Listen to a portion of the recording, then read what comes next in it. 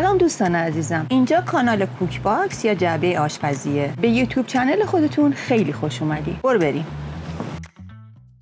اگر میخوای خانواده‌تون رو سورپرایز کنین یا یه مهمون خیلی ویژه‌ای دارین که میخواین تحت تاثیر قرارش بدین، حتما همین غذا رو آماده کنین. غذای امروز یک ژیگوی اصیل و کلاسیک فرانسویه. این غذا لمپ ژیگوه، یعنی ژیگوی ران گوسفند در واقع. یه ران گوسفند تهیه کردم که بین 2.5 تا 3 کیلو وزنشه. یعنی اینکه بزرگتر از اون اصلا برای این غذا انتخاب نکنیم، به خاطر اینکه بسیار نرمتر و بسیار لذیذتر میشه این ژیگو. دوستان، از قصابی که گوشت رو تهیه می‌کنین میتونین ازش خواهش بکنین که از این قسمت گوشت و این قسمت گوشت اینو برش بزنن، چون که اگر که این برش رو براتون بزنن دیگه تیکه گوشت خالص و لخت خواهید داشت. و بحث دومم بحث چربیاشه. به نظر من این گوشت چربیش زیاده و اینکه هم میتونین این چربی رو نگه دارین هم میتونین کمش کنین، ولی توصیه من اینه که اصلا اینطوری نباشه که خالی از چربی باشه، چون خود چربی به خوشمزه شدن این غذا خیلی کمک شایانه میکنه. یه مقدار از چربی اینو کم میکنم، نمیخوام که اینو کاملا چربیشو بگیرم، ولی یه لایه‌شو بدم. به نظرم خیلی زیاده و غذامونو یه مقدار چربتر از اون حدی که ما میخوایم کنیم. الان ببینید این تیکه ضخیم چربی رو ما میخوایم اینجا یه مقدار کمش بکنیم. ببینید خیلی ضخیمه، الان 2-3 سانت اینجا ضخامت چربیه. ما اینجا رو یه مقدار کم میکنیم، یه مقدار تمیزتر میکنیم گوشتو. دوستانی که خارج از کشور زندگی میکنن سعی کنن که هر وقت میخوان گوشت گوسفند تهیه بکنن حتما گوشتای نیوزلندی و برندهای خوب ببینن، تحقیق بکنن، ببینن تو کشورشون خوب کشوری که زندگی میکنن چه برندی بهترینه. ممکنه یه مقدار گرانتر باشه ولی معمولا بوی کمتری داره و اینکه چیز بهتری از آب در میاد. بازم تحقیق بفرمایید و بدونید، چون ما ایرانی‌ها میدونیم که گوسفند خوریم، بهتره که بدونیم که کجاها بهترین برندها و گوشت گوسفند رو عرضه میکنن. دوستان سعی کنین وقتی که دارین با گوشت کار میکنین حتما از تخته‌های پلاستیکی یا شیشه‌ای استفاده کنین، به خاطر اینکه اگر رو تخته چوبی این کار بکنین ذرات گوشت داخل این بافتای چوب فرو میره و به هیچ عنوان با هیچی تمیز نمیشه و به مرور زمان این باکتریا تکثیر میشه. خیلی خطرناکه. سبزیجات که اوکیه، ولی گوشت رو لطف کنید که حتما با تخته‌هایی از جنسایی که قابل ضد عفونی کردن هستن استفاده بکنین، ازتون ممنون میشم. تقریبا حدود 100-150 گرم چربی من از این رون تقریبا 2.5 کیلویی من خارج کردم. دوستان یه مفصلی اینجا هست، تقریبا اینجا هست. اگر که میخواین یه برش مفصلی بهش بزنین، از اینجا یه برش بزنین، مخصوصا زمانی که تعداد مهمونا کم هستن، چون این مقدار گوشت قشنگ 8 نفر آدم پرخور رو قشنگ جواب میده.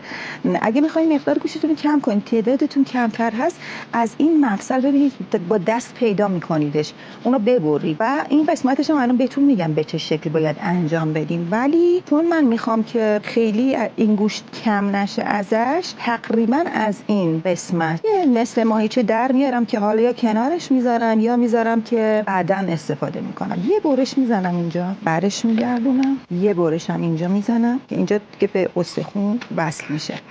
اینو یه کمی بازش میکنیم برای اینکه این تاندونا رو میبریم به استخون، سعی میکنیم برسیم اینجا. تقریبا استخون رو داریم میبینیم، بازش میکنیم یه مقدار. این استخون رو که رسیدیم بهش با یه اره آهنبری همچین چیزی تو خونه داشته باشین، خیلی برای زمانی که میخواین گوشتای درسته رو باهاش کار بکنین به دردتون میخوره. اینو شروع میکنیم بریدن آروم آروم. این هم استخون رو خورد نمیکنه، له نمیکنه. مثلا با ساتور هم میشه این کار انجام داد، ولی با این خیلی تمیزتر کارتون در میاد. جدا شد این استخون، ببینید خیلی راحت. اینو الان ما جدا کردیم و اینو حال برای مصارف دیگه میتونیم ازش استفاده بکنیم. این قسمت هم باید یه همچین حرکتی روش بزنیم. میتونیم هم انجام ندیم، اینجا رو میتونیم انجام ندیم، ولی اگه بخواید که ژیگوتون کوچیک‌تر بشه میتونید از اینجاها برش بزنید. اگه مایتابه استیل دارین حتما هم مایتابه استیل استفاده کنین و درجه حرارت رو ماکسیمایز برسونین. کاری که الان میخوام انجام بدم رو انجام بدین.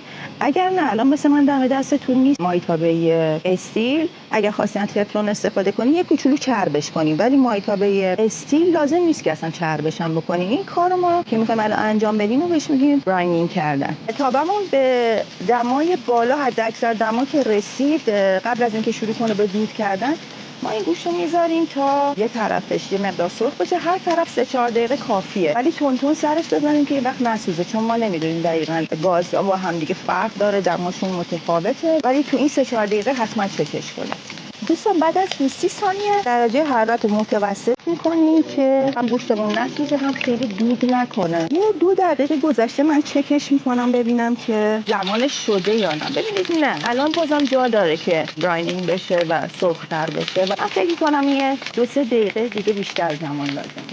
تقریبا 4 دقیقه گذشته، ببینیم چجوری شده با حرارت متوسطی که بهتون گفتم. اینو ما برمیگردونیم این طرفش هم سرخ بشه. ما قطعا جاهایی هم که با سطح تابه تماس نداره رو سعی میکنیم که برینینگش کنیم و بهتون نشون میدم حتما. دوستان الان به یه همچین حالتی رسیده، ولی ما میخوایم که این قسمت هم سرخ بشه، بنابراین اینو برمیگردونیم با یه کفگیر پهن اینو هندلش میکنیم، هر 4 طرف منظورمه. دوستان ببینید همچین حالتی پیدا میکنه، یعنی روش فرشته شده و کناره هاش هم همینطور. اون طرفش هم که من انجام دادم الان یکم سخته بخوام برش گردونم. ما اینجای کار همینه، یعنی کار دیگه ما نیاز نیست انجام بدیم. بریم برای مرحله بعد. برای همچین مقدار گوشتی ما 3 تا پیاز متوسط لازم داریم. اینا رو پوست میکنیم و وسط نصفش میکنیم. اینو ما الان انجام میدیم وسط تا سبزیجات دیگه هم آماده کنیم.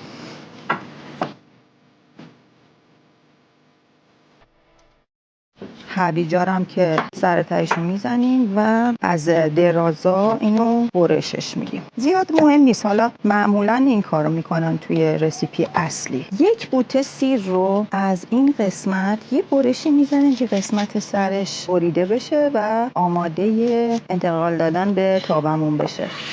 چون این غذا مدت طولانی تو فر قراره طبخ بشه، دسته های قابلمه‌تون یا تابتون باید فلزی باشه یا در هر صورت نسوز باشه. تو رسیپی اصلی این غذا معمولا آبیشن تازه وجود داره، ولی چون من دسترسی نداشتم از کرفس استفاده کردم. حالا از 2 تا شاخه فکر میکنم کافیه، ولی 3 تا هم میتونیم بزنیم. من الان دارم 3 تا میزنم. میریم سراغ موسیر تازه است و الان فصلش هستش. من داشتم گفتم اضافه کنم برم چجوری میشه. این قابل حذفه، یعنی اصلا واجب نیستش. چیزی که واجبه میتونین اینم حذف کنین، آبیشن خشک بهش بزنین. حالا در جریان کار چون آبیشن خشکم من میزنم بهتون نشون میدم. 1 قاشق چایخوری یا تیسپون نمک بهش میزنیم. فلفل تازه ساییده شده رو بهش میزنیم که عطر و طعم فلفل هم درش باشه.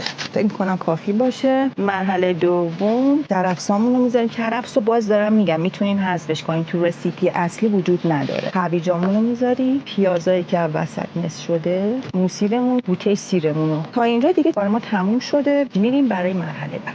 از این فلفلای قرمز من یه کوچولو میریزم، تو رسیپی اصلی نیست، ولی خب چون من اینا رو خیلی دوست دارم یه مقدار بهش اضافه کردم. مثلا فلفل سفید بهش اضافه کردم. اینا قابل حذف من میتونین انجام ندید. یه قاشق چایخوری آبیشن خشک اگر تازهش باشه خب خیلی بهتره، یه دسته توش بذارین حتما. همین تمام. تقریبا 250 سی سی آب بهش اضافه میکنیم. مرحله آخره و آمادهش میکنیم که بره تو فر. الان آماده است. درشو میذاریم و با دمای 120 درجه در فر قرار میدیم به مدت 6 تا 7 ساعت. البته این تا بین 4 تا 5 ساعت با این دما پخته میشه، ولی ما میخوایم همون حالت قاشقی بشه، یعنی اینقدر نرم بشه که بشه با قاشق برش داشت. ما 7 ساعت کامل بهش تایم میدیم. یعنی اگر شما میخواین شامتون رو توی مهمانیتون یا دور همیاتون 9 سرو بکنین، راحت باید این غذا رو از ساعت 2 بذارین.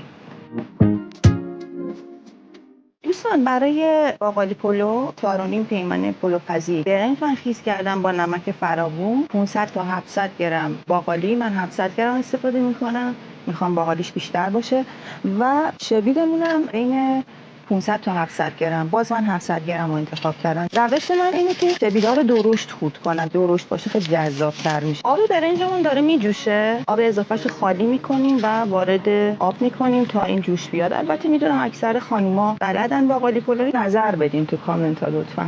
این مرحله باقالی‌ها رو اضافه میکنم. باقالی من منجمد بود، میدونین که خب فصل باقالی خیلی کوتاهه و ما منجمد میکنیم، ما ایرانی‌ها که منجمد میکنیم. دوستان خارج از کشورم که تو سوپرمارکت‌ها همیشه هستش باقالی منجمد. اینو میریزیم، اجازه میدیم که آبمون جوش بیاد. به این مرحله که رسید یه مقدار برنج لابی شد و برنج یه مقدار زنده برمی‌داریم، یعنی یه جوری که دست میزنی خود سخت سفته، چون که این به خاطر شوید زیادی که ما توی میریزیم امکان داره که برنجمون رو نرم کنه. ما میتونیم تو پروسه دم کشیدن شوید رو اضافه کنیم و برنج رو که میذاریم دم بکشه میتونیم تستش کنیم. اگه دیدیم برنجمون سفته یا خوب نرم نشده یه مقداری آب جوشیده بهش اضافه کنیم که بخار کنه و من فکر نمی‌کنم البته نیازی باشه، چون خود سبزیمون آب داره و اینو کاملا اوکی میکنه. برنج رو آبکش کردیم. الان کف قابلممون یه مقدار روغن میریزیم. روغن دلخواه خودتونه، میتونین روغن کرمانشاهی اگه تو این غذا استفاده کنین که فوق العاده میشه، بهترین نتیجه رو میگیرین اگر دوست داشته باشین.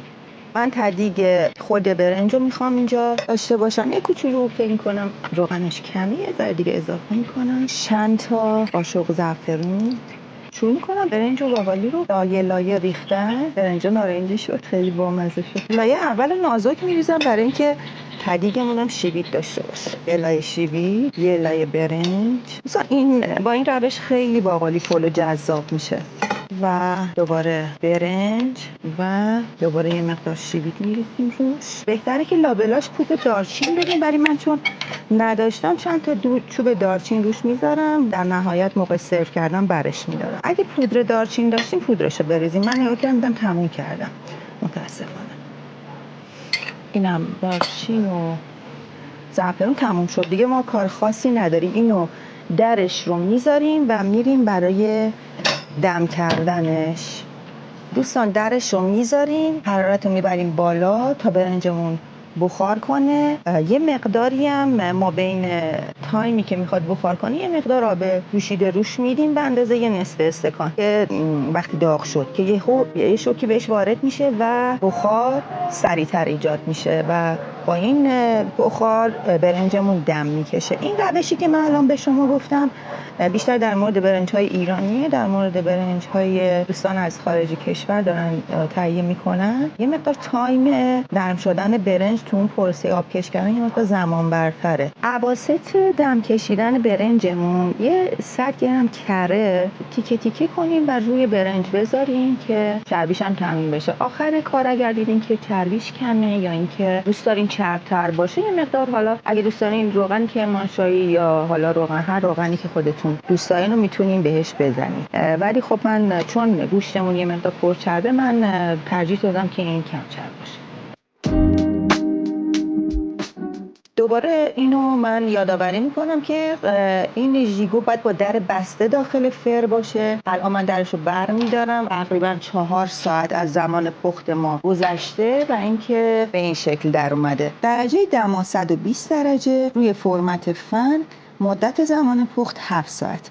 هر یک یا 1 ساعت و نیم به غذای سر بزنید و میزان مایع غذا رو چک بکنین لطفاً و هر دفعه اگر کم داشت 200-250 سی سی آب جوشیده بهش اضافه کنید و حواستون باشه که آب داغ باشه که درجه حرارت غذا پایین نیاد و در حال جوش باشه دائم. تو این 7 ساعت ریز بجوشه. این دما 140 یا 150 درجه هم باشه اتفاق خاصی نمیفته، فقط تایم سرکشیتون کوتاه‌تر میشه. یعنی احتمال داره که بخواین هر 45 دقیقه یا زیر 1 ساعت که نگاش بکنین که رطوبتش از بین نره، چون این غذا بیشتر توی رطوبت پخته میشه.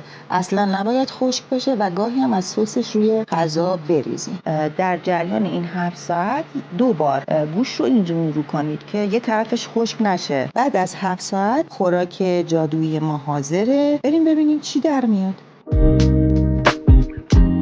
دوستان بعد از 7 ساعت ژیگوی ما آماده شد. از ساعت 2 ما اینو توی فر گذاشتیم. الان که ساعت 9 غذا حاضره. بریم تستش کنیم ببینیم چی از آب در اومد. دوستان همینطور که بهتون گفتم این گوشت قاشقیه، یعنی شما با قاشق میتونین اینو برش دارین. بافتو ببینید دوستان، ببینید این بافت گوشته که واقعا عین پنبه میمونه. اصلا یه چیز عجیبه، واقعا فوق العاده است. جب سوسیسی همش گوشته. بردارم یه مقدار کمی. من خیلی آدم کم غذاییم. الکی. بریم برای تست ببینیم این همه ازش تعریف کردیم جوری شده. چی نمیتونم بگم؟ هیچ. در کل جهان خوشمزه تر از این غذا پیدا کردین. من در همین تریبون از همین تریبون از همتون عذرخواهی فوق‌العاده است. دوستان امیدوارم که این غذای فوق‌العاده رو توی مهمونیاتون، بزماتون یا دور همیاتون درست کنید و با عزیزانتون ازش لذت ببرید. متشکرم که ما رو تماشا می‌کنید.